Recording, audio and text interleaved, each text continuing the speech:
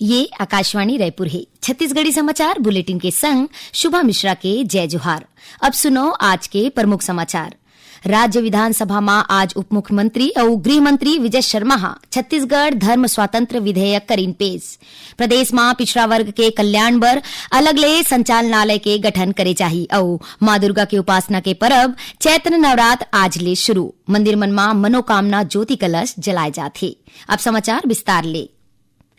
राज्य विधानसभा में आज उप मुख्यमंत्री और गृह मंत्री विजय शर्मा छत्तीसगढ़ धर्म स्वातंत्र विधेयक पेश करीन। नेता प्रतिपक्ष डॉक्टर चरणदास महंत ए विधेयक ऊपर आपत्ति जताते हुए कहीन कि 11 राज्य में ऐसा मामला पहली ले उच्चतम न्यायालय में लंबित है। ऐसे में ए विधेयक ऊपर चर्चा न करके एला विधानसभा के प्रवर समिति ला सौंप देना चाहिए। जवाब में गृह मंत्री विजय शर्मा और विधायक अजय चंद्राकर कहीन कि सर्वोच्च न्यायालय ए नहीं कहे है कि एमा नवा कानून बनाए जाए।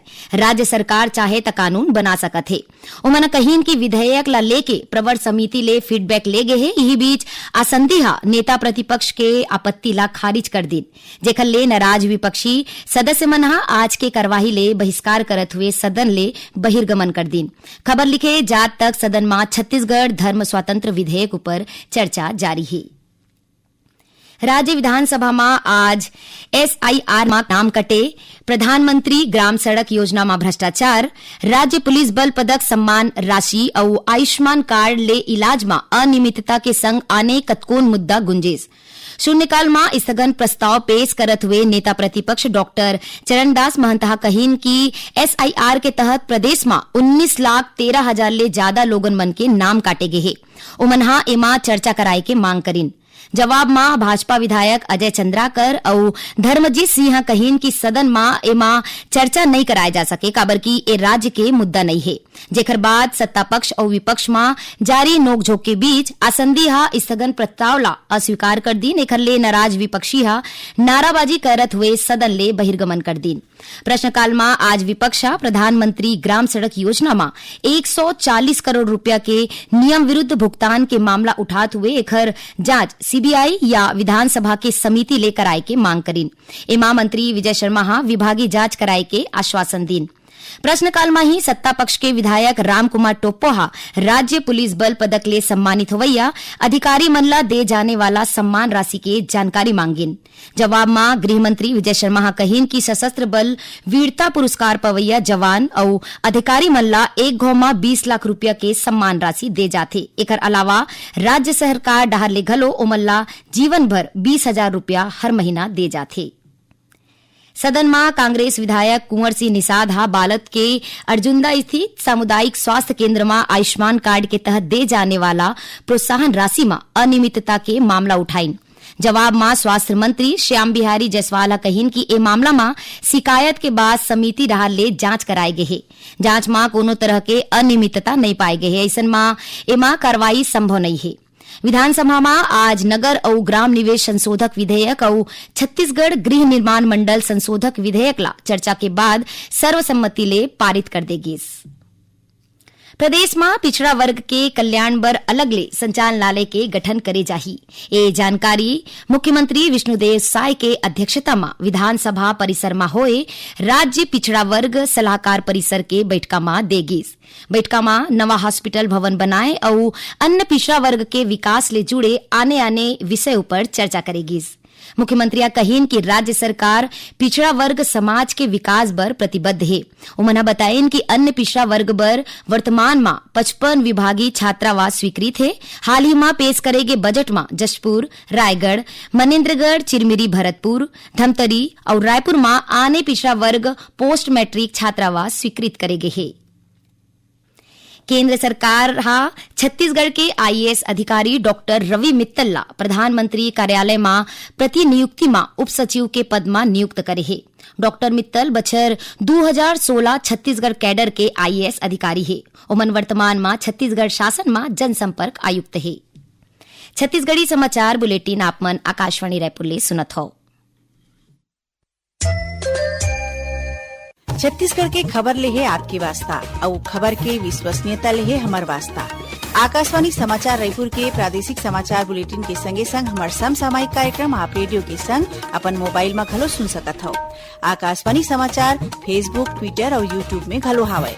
हमार फेसबुक पेज हरे Chhattisgarh news on AIR, Twitter handle CGAIR news और हमार यूट्यूब चैनल हरे छत्तीसगढ़ AIR न्यूज। तो अब रेडियो के संगे संग आपके मोबाइल के माध्यम ले हम आप तक पहुंचत हन। छत्तीसगढ़ के हर खबर पर सुनत रहो आकाशवाणी समाचार। अब आगू बाढ़बो बाचे समाचार को ती। मुख्यमंत्री विष्णुदेव साय हा कहिन है कि राज्य में दबाव पूर्वक मानव रहित सेप्टिक टैंक के सफाई करैया व्यक्ति मन पर कड़ाई ले कार्यवाही करे जाही। ओमन सीवरेज टैंक के सफाई के संबंध में दिशा निर्देश जारी करत हुए कहिन कि केवल नगर निगम के जरिया ले या पंजीकृत संस्था के तरफ से ही सीवरेज सफाई के काम कराए जाए। संगे संग सफाई के दौरान सुरक्षा मापदंड के घलो ख्याल रखे जाए। मुख्यमंत्री हा ए बात राज्य स्तरीय अनुश्रवण समिति के बैठका में कहिन। जानवा के मुताबिक रायपुर के एक निजी अस्पताल में सेप्टिक टैंक के सफाई के दौरान 3 मजदूर के मौत हो गई रही। इस बीच राष्ट्रीय सफाई कर्मचारी आयोग के राष्ट्रीय उपाध्यक्ष हरदीप सिंह गिलहा छत्तीसगढ़ प्रवास के दौरान रायपुर के BSUP कॉलोनी स्थित मृतक मन के घर पहुंच के ओखर परिवार वाले मन ले मुलाकात करीन। ओमनहा परिवार ला हर संभव सहयोग के आश्वासन दीन। देश में पहली बार होवैया खेलो इंडिया ट्राइबल गेम्स की मेजबानी छत्तीसगढ़ ला मिले है। एकर तहत रायपुर, जगदलपुर और अंबिकापुर में 25 मार्च ले 3 अप्रैल तक आने खेल प्रतियोगिता आयोजित करे जाही। खेलो इंडिया ट्राइबल गेम्स में एथलेटिक्स, फुटबॉल, हॉकी, वेटलिफ्टिंग, तीरंदाजी, तैराकी और कुश्ती जैसे 7 खेल ला शामिल करे गए है। उन्हें 2 ठिन डेमो गेम मलखम्ब और कबड्डी घलो ए प्रतियोगिता के हिस्सा होही। खेलो इंडिया ट्राइबल गेम्स में 32 राज्य के करीबन 3000 खिलाड़ी, प्रशिक्षक और अधिकारी हिस्सा लिही। खेलो इंडिया नेशनल ट्राइबल गेम्स के तैयारी ला लेके उप मुख्यमंत्री खेल और युवा कल्याण मंत्री अरुण सावहा काली वरिष्ठ अधिकारी मन के बैठका लेके समीक्षा करीन। ओमनहा ए प्रतियोगिता में भाग लेवत आने राज्य मन ले अवैया खिलाड़ी मन के रहे के जगह, गाड़ी और खाना संबंधी तैयारी के घलो समीक्षा करीन। मां दुर्गा की उपासना के पर्व चैत्र नवरात्र आज ले शुरू हो गए है। बिहनिया ले ही देवी मंदिर और शक्तिपीठ मन में दर्शन बर श्रद्धालु मन के भीड़ देखे जावत है। मंदिर में मनोकामना ज्योति कलश जलाए जावत है। संगे संग मंदिर ला बिजली के रोशनी ले सजाए जावत है। ए मौका में डोंगरगढ़ स्थित मां बमलेश्वरी मंदिर, रतनपुर स्थित मां महामाया, चंद्रपुर स्थित मां चंद्रहासनी और दंतेवाड़ा स्थित दंतेश्वरी मंदिर जवैया श्रद्धालु और पैदल यात्री मन बर विशेष व्यवस्था करे गए है। यही बीच आज ले भारतीय नवा बछर शुरू हो गए है। एला विक्रम संवत या नव संवत्सर कहे जाथे। ए चैत्र शुक्ल प्रतिपदा ले शुरू होथे। देश के आने भाग मन मा नव बछर ला अलग अलग नाव ले जाने जाथे। हिंदू नव बछर ला लेके राजधानी रायपुर के संग प्रदेश के कतकोन जिला में आज धार्मिक संगठन हा रैली निकालिन। मुख्यमंत्री विष्णुदेव साय हा प्रदेशवासी मन ला चैत्र नवरात्रि, हिंदू नवा बछर और गुड़ी पड़वा के बेरा मा बधाई और शुभकामना दिन। इस बीच मुख्यमंत्री हा आज जसपुर जिला के दीपू बगीचा में होए सरहुल महोत्सव में शामिल हुईन। ए बेरा में ओमनहा धरती माता, सूर्यदेव और साल वृक्ष के पूजा करके प्रदेश के सुख समृद्धि के कामना करीन। कार्यक्रम के दौरान पारंपरिक वेशभूषा में सजे 100 ले ज्यादा माई लोगिन और युवती मन के टोली हा सरहुल नाचा प्रस्तुत करीन। जानवा के मुताबिक जसपुर में हर बछर हिंदू नवा बछर के बेरा में सरहुल पूजा के आयोजन करे जाथे। एमा हजारों श्रद्धालु शामिल होथे। बस्तर जिला के आड़ावाल ग्राम पंचायत के सरपंच जयंती कश्यप ला यूनिसेफ डहले नई दिल्ली में आयोजित कार्यक्रम में केंद्रीय मंत्री राजीव रंजन सिंह सम्मानित करीन। ए सम्मान ओमन ला सशक्त पंचायत नेत्री अभियान के तहत गांव में जल संरक्षण, स्वच्छता और गरीब मन ला आवास उपलब्ध कराए के संग आने अच्छा काम बर देगिस। कार्यक्रम में छत्तीसगढ़ के 12 सरपंच उपस्थित रहिन। आखिर में प्रमुख समाचार एक घाव फेर। राज्य विधानसभा में आज उप मुख्यमंत्री और गृह मंत्री विजय शर्मा हा छत्तीसगढ़ धर्म स्वातंत्र विधेयक करीन पेश।